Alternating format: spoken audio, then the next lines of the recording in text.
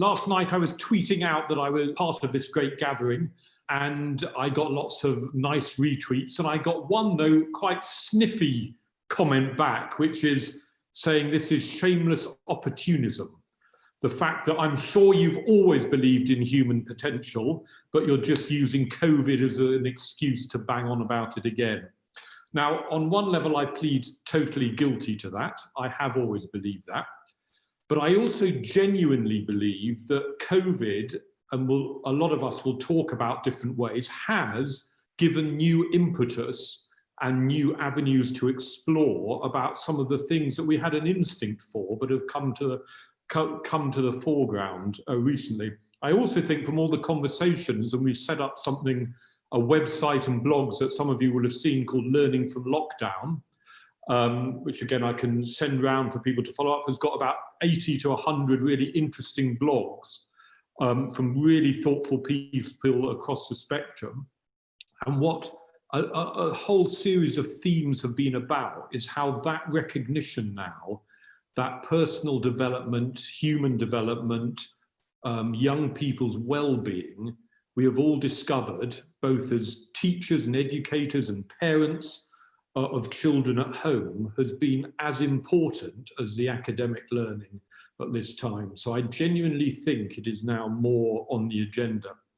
So if we just take a step back, I always like starting by, and I've now tried this, and it's going to be hard to do a straw poll as I would in a room with hands up. So I'll have to do it in a slightly truncated version tonight. But I always ask people at the beginning, if you go back to the 4 historic purposes of education, and I'm going to ask you this question, where do you gravitate to first? What's your starting point? Now, all 4 of these are valid in different ways, but people in their gut instinct tend to start at one place. And those 4, which have been put in very different ways over the last 2,000 years or beyond, but I'll summarize them as this. The first is transmitting to the next generation, in Matthew Arnold's phrase, the best that's been thought and said. And sometimes people call that cultural literacy. That is the first one. The second is to prepare people to be productive in their lives, in work and beyond. The third one is education as liberator and as freedom, and that's still very much, and Paulo Freire and others who you may have read are great exponents of that, and in developing countries, but also in this country, that's still some people's biggest motivation. And then the fourth one, which Dewey and others, the great education philosopher, believed in, was developing human potential. Well, when I've asked for a show of hands amongst head teachers and other educators and parents of many things I've spoken at in the last couple of years, I would say 95% of people gravitate to developing human potential. That is their instinct about the fundamental purpose of education. I mean, no one would deny that passing on cultural literacy and everyone getting a sense of Shakespeare and the great scientific discoveries is, of course, essential, but it's in the service of developing human potential. And yet, we are trapped in a paradigm at the moment that prizes, to the exclusion, I think, in quite an extraordinary way sometimes, of those other 3 purposes, transmitting the best that's been thought and said. And whilst I don't think anyone in this meeting would deny that's important, it is not our primary purpose. It is an element of it, but it's not the primary purpose. And that paradigm, which leads from that passing on of knowledge in quite a linear way to then an exam system that tests that knowledge, and which have sometimes been called, exam factories, which we're all in one shape or form geared towards, is the world that we are living in increasingly. And that's gone down. That used to be a sort of problem for secondary schools. Now primary schools and all the primary teachers I speak to feel that that is sort of the impetus there as well.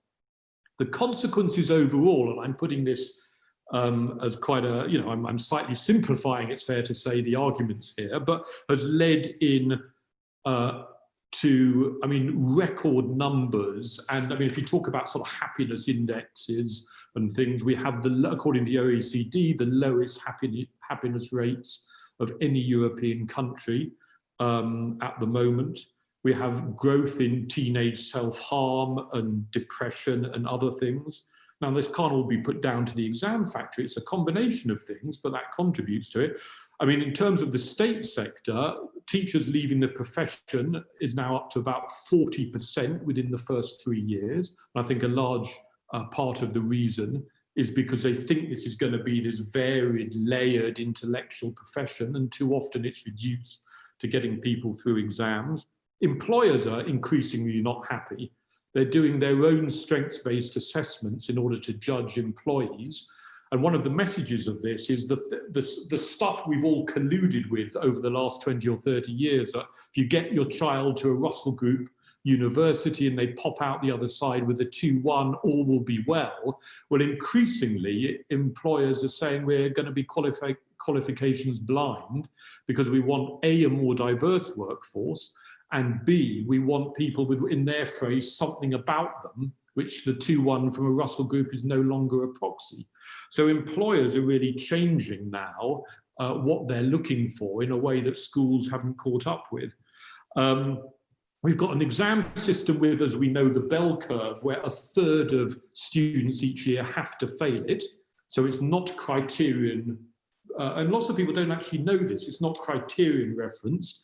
Unlike a music exam, if you can meet grade 5 standard at music, you get your grade 5. If you can meet the standard of being a safe driver, you pass a driving test. However well you do in GCSEs, if there are people better than you, you're deemed to have failed. That can't be right. And of course, the numbers who take the creative arts, to give another example, of if they don't choose it for GCSEs, you stop doing art, music, drama from the age of 14. And in the state sector, only 6% choose each of those as something they're doing for GCSE. So that is part of the picture and setting up why this is so important. And I think COVID and other events in the last 6 months has really brought this to the fore.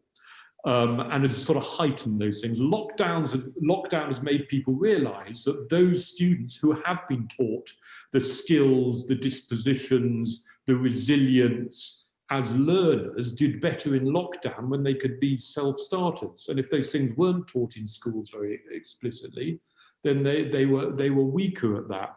We've also known, both as parents and teachers, that balancing the academic and the well-being is far more important.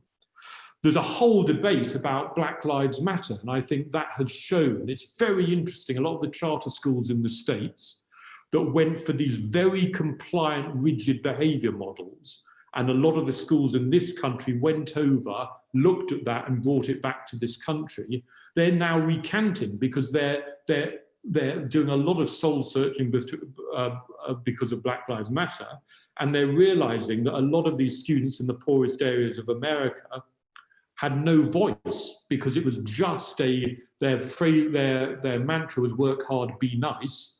And their students are saying, well, we actually have to do more than that. We have to be empowered to change the system that in many cases keeping us in our place, and we want to change society. You can't change society if human development is not happening and you're not developing the speaking skills. We've also had, just to finish on this, inequality has been laid bare, the digital divide, 800,000 young people who didn't have access to either a device or the internet.